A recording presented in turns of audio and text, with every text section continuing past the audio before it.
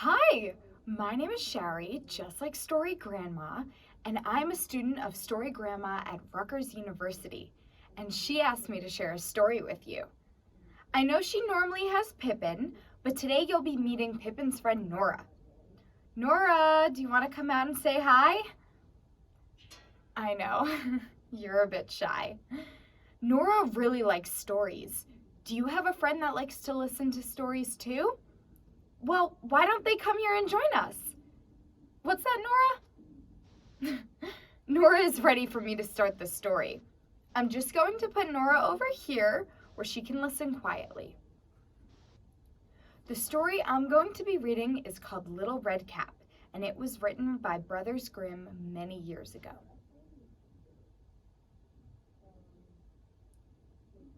Little Red Cap. Once upon a time, there was a sweet little maiden. Whoever laid eyes upon her could not help but love her. But it was her grandmother who loved her the most. She could never give the child enough. One time, she made her a present, a small red velvet cap, and since it was so becoming and the maiden insisted on always wearing it, she was called Little Red Cap. One day, her mother said to her, "Come, Little Red Cap, take this piece of cake and bottle of wine and bring them to your grandmother. She's sick and weak, and this will strengthen her. Get an early start before it becomes dark, and when you're out in the woods, be nice and good and don't stray from the path. Otherwise, you will fall and break the glass, and your grandmother will get nothing. And when you enter her room, don't forget to say good morning, and don't go peeping in all the corners." "I'll do just as you say," Little Red Cap promised her mother. Well, the grandmother lived out in the forest, half an hour from the village, and as soon as Little Red Cap entered the forest, she encountered the wolf. However, Little Red Cap did not know what a wicked sort of animal he was and was not afraid of him. "Good morning, Little Red Cap," he said. "Thank you kindly, Wolf." "Where are you going so early, Little Red Cap?" "To grandmother's." "What are you carrying under your apron?" "Cake and wine. My grandmother's sick and weak, and yesterday we baked this so it'll help her get well." "Where does your grandmother live, Little Red Cap?" "Another quarter of an hour from here from the forest. Her house is under 3 big oak trees.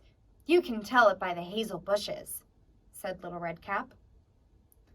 The wolf thought to himself, "This tender young thing is a juicy morsel. It'll taste even better than the old woman. You've got to be real crafty if you want to catch them both." Then he walked next to Little Red Cap, and after a while he said, "Little Red Cap, just look at the beautiful flowers that are growing all around you. Why don't you look around? I believe you haven't even noticed how lovely the birds are singing.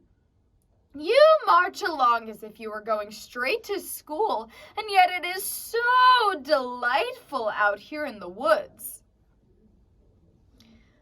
Little Red Cap looked around and saw how the rays of sun were dancing through the trees back and forth, and how the woods were full of beautiful flowers. She thought to herself, "If I bring grandmother a bunch of fresh flowers, she'd certainly like that. It's still early and I'll arrive on time." She ran off the path and plunged into the woods to look for flowers. And every time she plucked one, she thought she saw another even prettier flower and ran after it, going deeper and deeper into the forest. But the wolf went straight to grandmother's house and knocked at the door.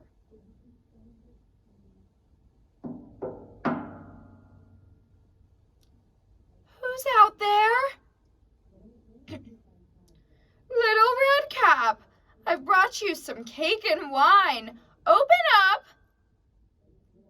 Just lift the latch, the grandmother called.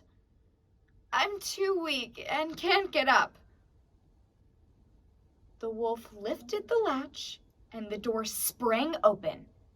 Then he went straight to the grandmother's bed without saying a word and gobbled her up. Next, he put on her clothes and her nightcap, lay down in her bed, and drew the curtains. Meanwhile, Little Red Cap had been running around looking for flowers, and only when she had as many as she could carry did she remember her grandmother and continue on the way to her house again.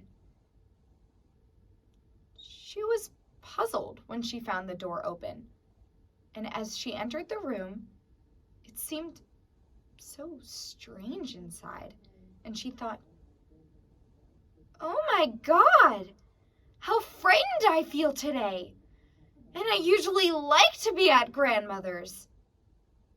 Next, she went to the bed and drew back the curtains.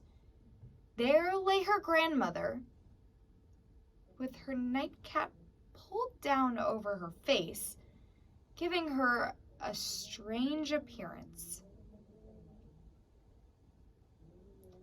"Oh, grandmother, what big ears you have!" "The better to hear you with."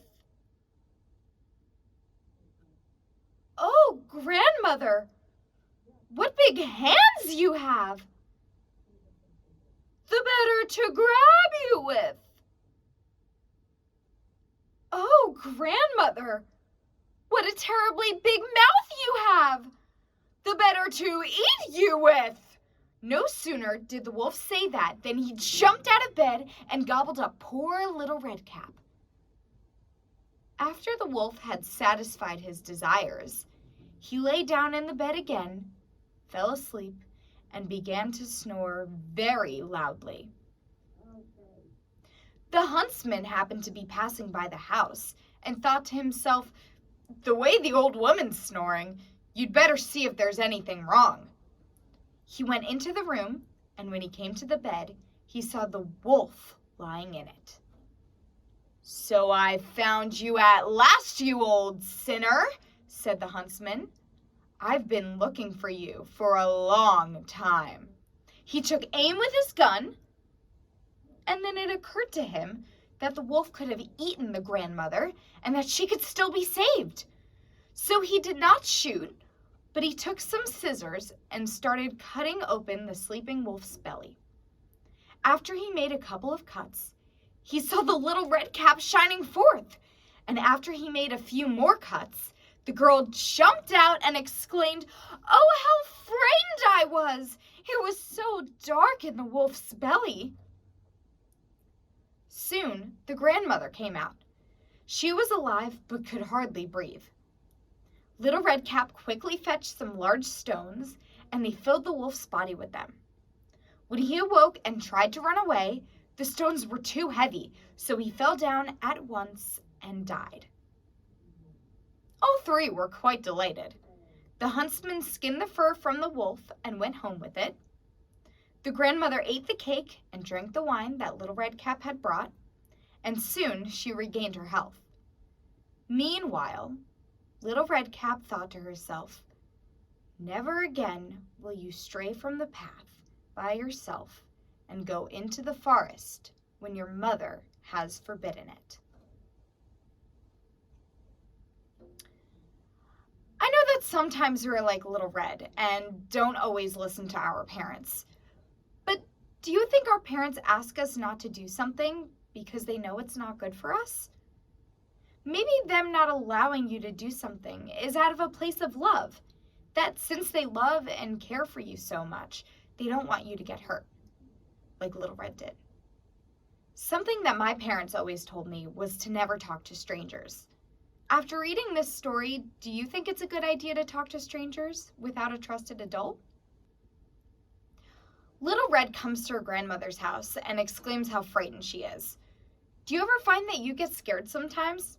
I definitely do. Sometimes when I go somewhere and I don't feel comfortable, I'll get scared. In that situation, I try to find a friend or a trusted adult to come with me. Sometimes fear will help tell us that something is wrong.